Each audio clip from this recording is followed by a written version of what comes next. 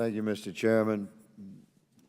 Admiral Anderson, Admiral Moten, thank you for being here today. Admiral Moten,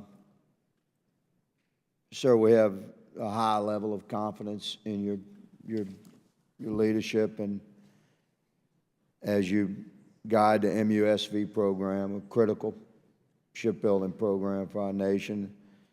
And I just want to personally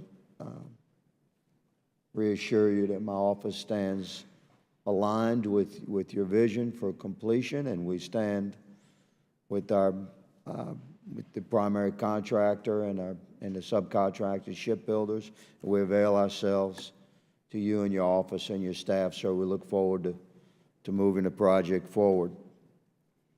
And we have had meaningful engagement with your staff and your office regarding that program. So thank you for your accessibility and your interaction with my office regarding the MUSV program. We shall find a path forward there. Admiral Anderson, I have a lot to unpack here in a few minutes to do it in. Thank you, sir, for your service to your country. And although I have many questions to get to, you said something that was just striking earlier. You said it would be wonderful if we had the industrial base in America. You were being asked about our competitive shipbuilding capabilities as compared to China. What exactly do you mean by that, sir? We've been building vessels in America for a very long time, and quite successfully. The quality of our shipbuilding, I believe, in America is second to none. And they have, it's a communist-run country over there. There's slave labor and no environmental regulations, no safety standards. What exactly do you mean you wish we had the industrial base in America that they do in China? Yeah. Yes, sir. Just to be clear, the point I made was that the commercial work that China has provides opportunity to them with regards to their military production. It's not to in any way impugn U.S. workforce, the quality. Actually, I think in my opening remarks I was pretty clear on that we deliver the finest warships on the planet. Isn't the advantage, the cornerstone of our nation's military, the moral integrity upon which we stand? Is it an opportunity for a Chinese family to provide slave labor in the shipbuilding industry in China? No, sir. Maybe to explain the point a little bit better, I'll talk to South Korea.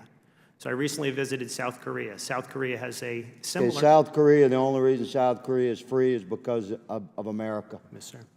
So I don't want to get into the weeds on that. That was just a striking statement. Let me say, for the record, I believe that our shipbuilding industry in America is the strongest in the world, and our industrial skill and the quality of the products we produce in America is second to none.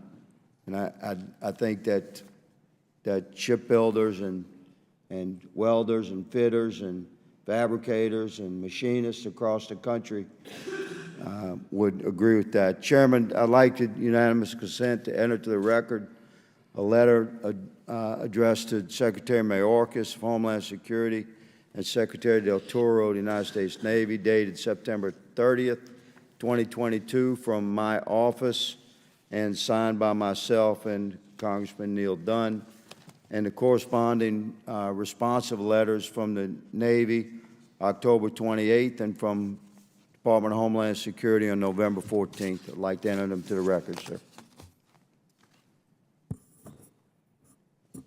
So ordered. Admiral Anderson, wow.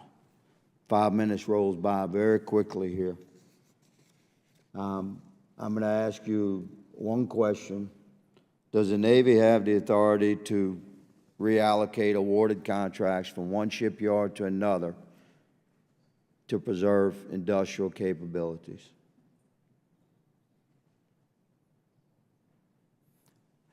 The Navy has the authority to act on individual contracts and to make determinations on the use of dual source for shipbuilding platforms. So if the chairman will indulge to complete this question.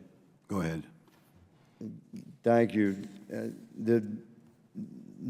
It's come to my office's attention that a law cited by you and your office, sir, regarding moving ships from a smaller shipyard to a larger shipyard was your 10 U.S. Code 2304C Charlie 3, which states that it's necessary to award the contract to a particular source or sources in order to maintain a facility, producer, manufacturer, or other supplier. So that law makes sense, but how would this law give your office the authority to move shipbuilding from a contract at a smaller shipyard, building steel vessels, and sole source award those ships to a shipbuilder, a large shipbuilder that had never built a steel vessel? How is that maintaining an asset? So not to delve too far into the details, the justification for that is signed out by the Assistant Secretary of the Navy for Research, Development, and Acquisition. In other words, that authority does not reside with me. That's the Navy's authority. That's the authority you cited, though. That's the law that you cited, That's correct? the law that, in the memo signed by RDA, was utilized. Do you agree with that citation of law? I do.